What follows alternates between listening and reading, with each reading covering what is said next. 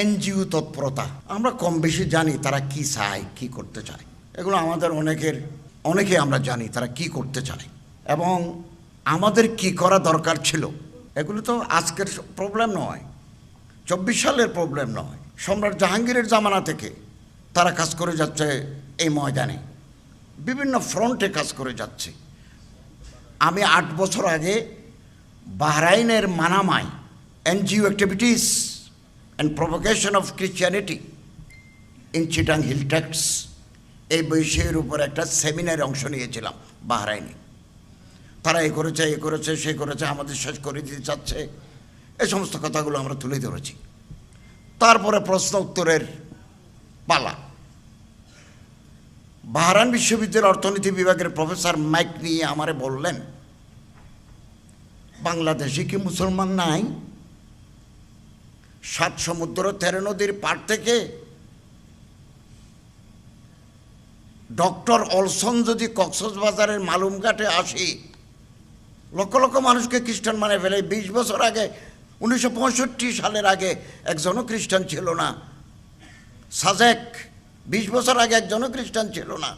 সাজেকটা ইউনিয়নের নাম খাগড়াছড়ির, এখন গিটার বাজায়, প্যান্ট পরে, অল আর ক্রিশ্চিয়ানস। তো বাংলাদেশের মুসলমান, চট্টগ্রামের মুসলমান, তারা তাদের ধর্ম নিয়ে এই পাহাড়ি মানুষদের কাছে কেন যেতে পারে নাই? কেন তারা যেতে পারলেন না? আমি দুর্গাপুর গেছি, ময়মনসিংহের দুর্গাপুর, একটা নদী পার হয়ে গেছে, হাসিয়া। দেখলাম যে সব খ্রিস্টান। জিজ্ঞাসা করলাম মোতামিম সাহেবকে, হুজুর এই দেশে কি দাওয়াত তবলিগের কোনো কাজ এত বছরের ভিতরে হয় নাই? তিনি বললেন, এটা দুর্ভাগ্যের ইতিহাস আছে। এই পাহাড়ি মেয়েদেরকে, হাসিয়া মেয়ে, এরা দেখতে সুন্দরী, নাক একটু ছাপা হলেও ফর্সা, মুসলমান ছেলেরা তাদের বিয়ে করছে। যে একটা বাচ্চা টাচ্চা জন্ম দিই, তার সম্পত্তি কেড়ে নিই, তারে তালাক দিছে। এরকম 2-4টা ঘটনার পরে হাসিয়া জাতির কাছে প্রতীয়মান হইলেও মুসলমানরা ভালো মানুষ নয়। তাদের ধর্ম ইসলাম যদি ভালো হইতো, মুসলমানরা ভালো হইতো, কি উল্টা। ফলে এখন আপনি যদি জান কোরবানও করে দেন একজন পাহাড়ি ময়মনসিংহের মানুষকে, আপনি মুসলমান বানাতে পারবেন না। তো আমাদের ব্যর্থতা আছে। ব্র্যাকের ফজলে হোসেন আবেদ, ব্র্যাক ব্যাংক, ব্র্যাক ইউনিভার্সিটি, আরও আছে তাদের প্রতিষ্ঠান, এগুলো সব ব্র্যাকের। বিকাশ ব্র্যাকের। ফজলে হোসেন আবেদের ক্যান্সার হয়েছিল। মারা যাওয়ার আগে তিনি বিদেশ থেকে ডলারে বেতন দিয়ে একটা কনসালটেন্ট এনেছিলেন যে আমি মারা যাওয়ার পরে আমার এই প্রতিষ্ঠান পৃথিবীর শেষ দিন পর্যন্ত কিভাবে চলতে পারে, আমার পরিবারের সদস্যরা যাতে দখল করতে না পারে, কোনো ট্রাস্টি মেম্বার যাতে দখল করতে না পারে, কি সিস্টেমটা করলে এই প্রতিষ্ঠান বেঁচে থাকবে, এরকম কনসালটেন্ট এনে তিনি একটা ফর্মুলা করে দিয়েছেন। এখন জিল্লুর হোসেন তত্ত্বাবধায়ক সরকারের উপদেষ্টা, তিনি এখন চেয়ারম্যান। আমরা এনজিও করলে খেয়ানতের প্রশ্ন আসে, এহসানেস কোথায়? আজকে আপনি একটা সমিতি করলেন মোতারাবা ভিত্তিতে, কালকে সেখানে মারামারি দিয়েছেন। চট্টগ্রামে একটা প্রতিষ্ঠান ওলামাদের, তারা গাড়ি নিয়ে পাউরুটি, সোনাচুর, বিস্কিট মানুষের দোকানে দোকানে দিতেন। এই দিন শুনলাম বন্ধ। এখানে তো আমাদের খামি আছে, আমাদের আত্মসমালোচনা করা দরকার। একজন মুসলমান যদি মুসলমান বানাই, হিন্দু বৌদ্ধ খ্রিস্টান বানাই, সে হয়ে যায় ফকির, ভিক্ষুক। আমি মসজিদের খতিব 16 বছর চট্টগ্রাম শহরে, আমি চাঁদা তুলে দিই। একজন মুসলমান আপনারা কিছু চাঁদা দেন, দইয়ের ব্যবসা করবে, তো তার ফকির বানিয়ে ফেললাম। There is no programme, consolidated programme for the new Muslims, সারা বাংলাদেশে নাই। গরম বক্তৃতা করা যাবে, এনজিও উড়িয়ে ফেলবো, এনজিও বাংলাদেশ গভর্নমেন্টও উড়াতে পারবে না। আলেম দূরের কথা, আমি চ্যালেঞ্জ করলাম, parallel government, NGO versus government, বর্তমান গভর্নমেন্ট অথবা আগের গভর্নমেন্ট, প্যারালাল গভর্নমেন্ট তারা। আমরা আন্দোলন করে এনজিও বন্ধ করব, এগুলো আকাশ কুসুম কল্পনা মাত্র।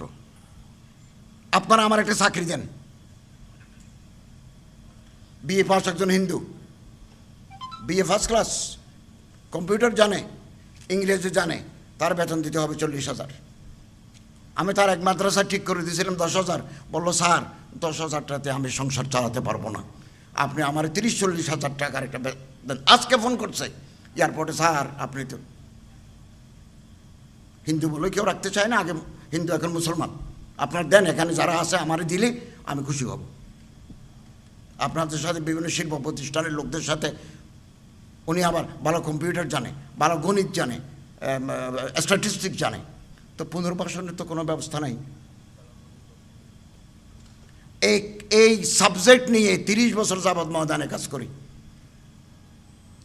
জামিয়াত ইমাম মোহাম্মদের একটা প্রজেক্ট, আন্তর্জাতিক ইসলামী বিশ্ববিদ্যালয়ে, আমি ওখানেও বক্তব্য রেখেছি বহু বছর আগে, আর্টিকেল লিখেছি নয়া দিগন্তে আর্টিকেল লিখেছি। এখন একটা আর্টিকেল জমা আছে। আমাদের মাননীয় প্রধানমন্ত্রী আলেম ওলামারা 50 বছর আগে আন্দাজ করেছিলেন, আল্লামা শামসুল হক ফরিদপুরি 60 বছর আগে চিন্তা করেছিলেন যে পার্বত্য চট্টগ্রামে এই এনজিও, এই খ্রিস্টান জনগোষ্ঠী আস্তে আস্তে ঢুকতেছে। বাংলাদেশে তো কোনো বুজুর্গ আলেমের ফিকিরও নাই। কারো ফিকির আছে, ফিকিরের বালাই আছে, একজন নামকরা মৌলানা মহিউদ্দিন খান নাই। মৌলানা মহিউদ্দিন খান থাকলে হয়তো চিন্তা করতেন উনি। আমি একদিন আলী কদম গেছি, গত সপ্তাহে আলী কদম গেছি, ওনার পাহাড়ের ভিতরে মুসলমানদের ইসলাম শিক্ষার প্রকল্প দেখে আসছি। আমি তো গফরগাঁয়ে ওনার কবরে গিয়ে কাঁদছি। যাহাবাল্লাযীনা ইউআশু ফি আকনাফিহিম বাকিয়াল্লাযীনা ওহুম লা তানফাউ। এই তো অবস্থা।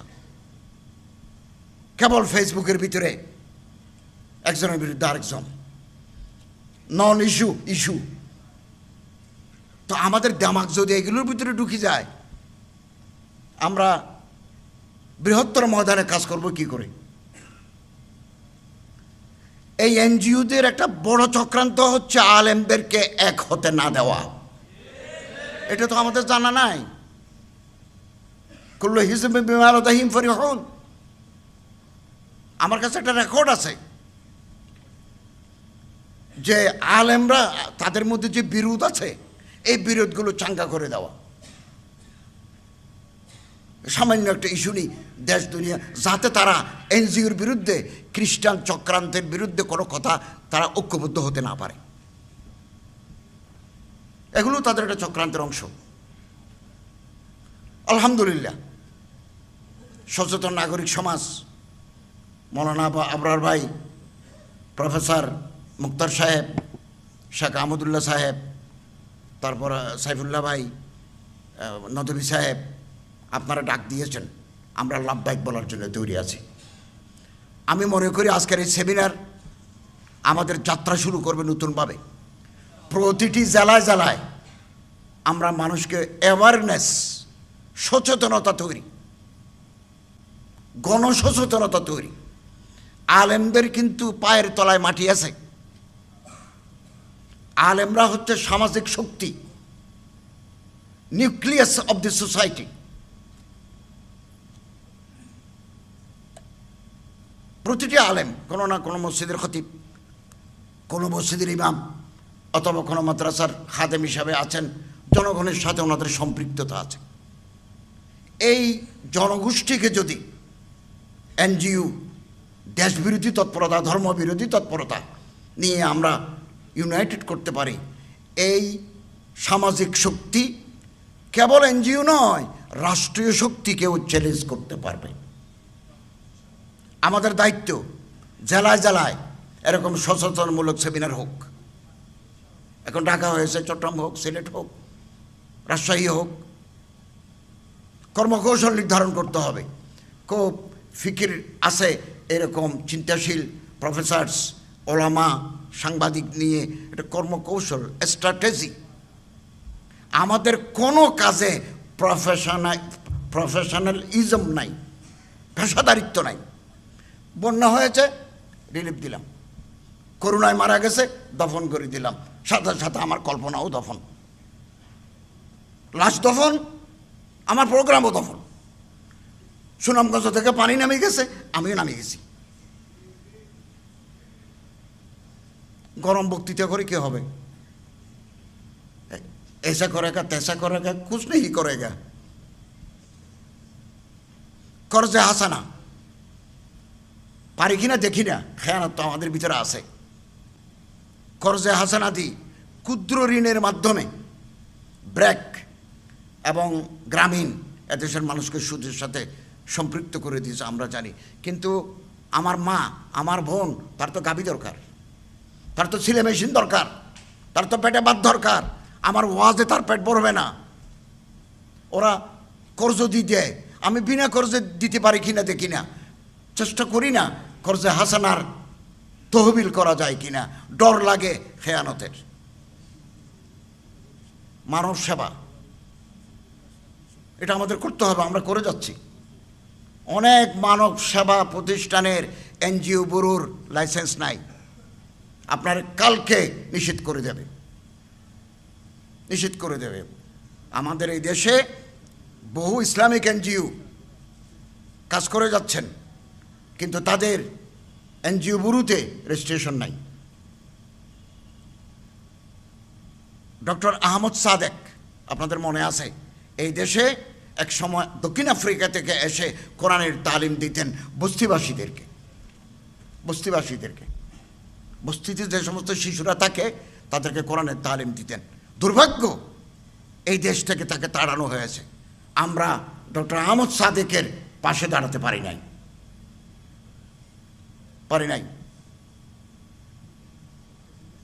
এবং এই এনজিও গোষ্ঠী ব্র্যাক ইউনিভার্সিটি, অবাক করা কথা, আমাদের সংস্কৃতি, আমাদের তাহজিব, আমাদের তমদ্দুন একেবারে শেষ করে দেওয়ার জন্য ব্র্যাক আদা জল খেয়ে মাঠে নেমেছে।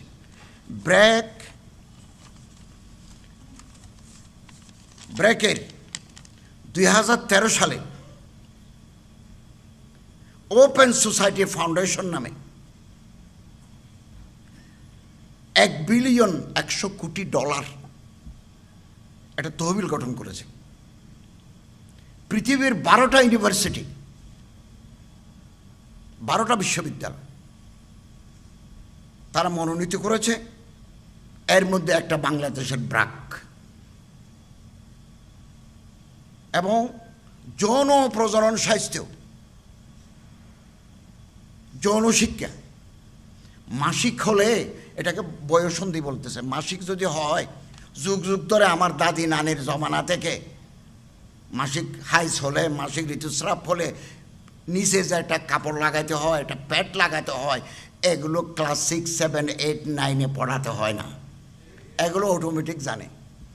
বিয়ে করি বাসর রাতে বউ নিয়ে ঘরে আসলে ক্লাস 9 কি পাঠ্যসূচি লাগবে, তুমি এই করবে, তুমি সেই করবে, তুমি এই করবে। বাসর রাতে কি করতে হয় এগুলো সবাই জানে। এখানে যারা বিয়ে করছে তারাও জানে, যারা করে নাই তারাও জানে। এই টাকা দিয়েছে জর্জ সরোস, যার বাড়ি রোমানিয়া। তিনি ইহুদি, তিনি দিয়েছেন টাকা। এবং এখন আর ওই শব্দ বদলে ফেলছে, শব্দের আড়ালে আগ্রাসন। এখন বলে LGBTQ+, তাদের নতুন ষড়যন্ত্র। এগুলো আমাদের জানতে হবে, পরীক্ষা প্রশ্ন দিতে হবে, মাদ্রাসার পরীক্ষায় প্রশ্ন দিতে হবে। এল মানে লেসবিয়ান, নারীতে যৌন সঙ্গম, লেসবিয়ানিজম। আল ফাইল ওয়াল মফুলা বিহি লেসবিয়ানস। গে গে বাংলাদেশে গে ক্লাব আছে, পুরুষে পুরুষে জানা, পুরুষে পুরুষে জানা। গে ক্লাব ঢাকা, গে ক্লাব চিটাগাং, গে ক্লাব কুমিল্লা। আপনি গুগলে চার্জ দেন, সুন্দর সুন্দর সুন্দর ছেলেদের নিয়ে আপনি বুক করবেন। এগুলো এনজিওরা করে যাচ্ছে আমাদের দেশে। ইন্নাকুম লাতাতুনুর রিজালা শাহওয়াতান দুনান নিসা, কোরআন শরীফে আছে না, শাহওয়াতান দুনান নিসা। এইটা তারা করতেছে, এদের নাম গে। LGB bisexual, উভয়কামী। যেদিকে যেদিকে লাইন পায় চিত্র পায় ওদিকে খাম বানাই দেয়। এরা হচ্ছে বাইসেক্সুয়াল। ট্রান্সজেন্ডার LGBT,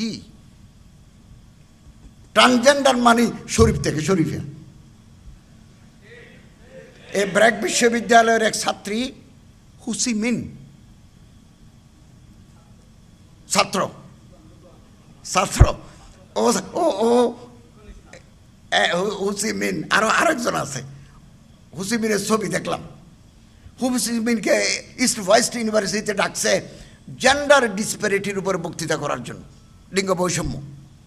ছাত্ররা আলহামদুলিল্লাহ, আমরা যাদের কলেজে পড়াই, আমরা যারা বিশ্ববিদ্যালয়ে পড়াই, আমি ইন্টারন্যাশনাল ইসলামিক ইউনিভার্সিটিতে পড়াই, উলুমুল কোরআন দারাসাতুল ইসলামিয়াতে পড়াই, ফার্মেসিতে পড়াই, টেলিকমিউনিকেশনে পড়াই, জিরি মাদ্রাসায় হাদিস পড়াই।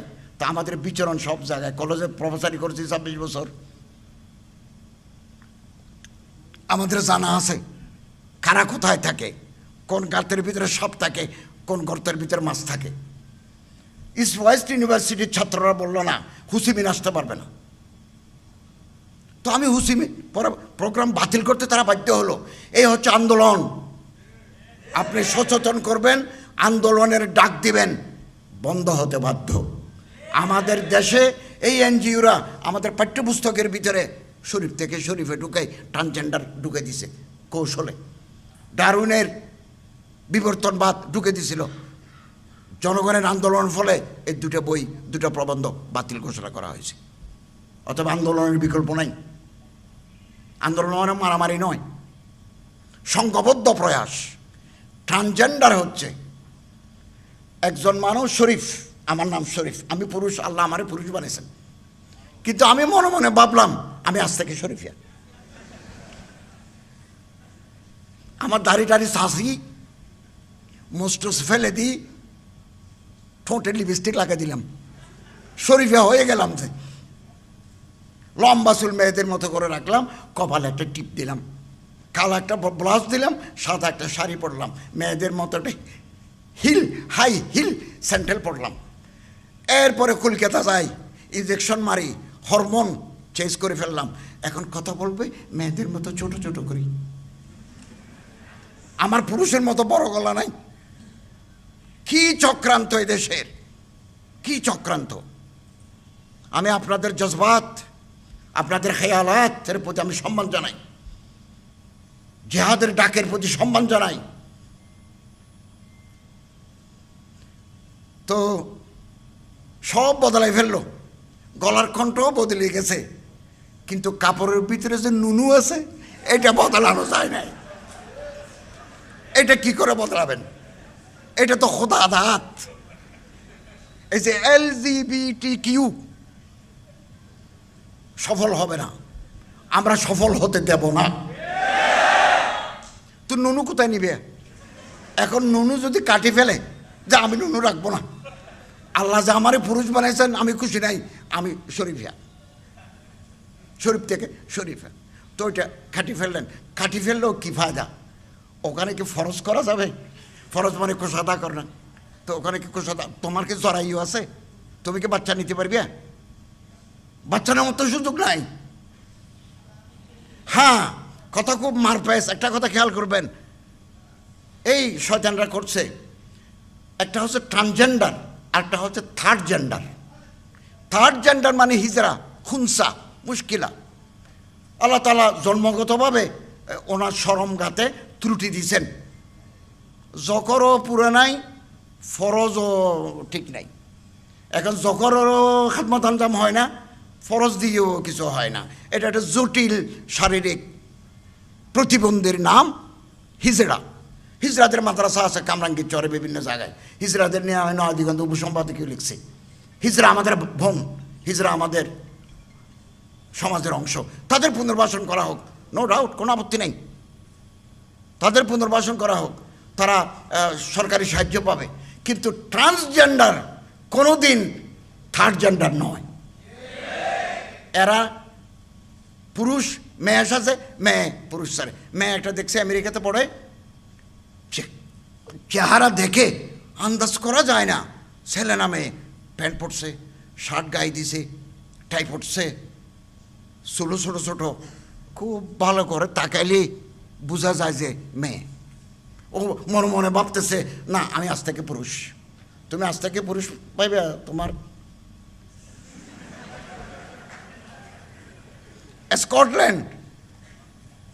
স্কটল্যান্ডের আদালতে একটা ট্রান্সজেন্ডার মেয়ে সাজছে, আসলে সে পুরুষ, চুরি করছে।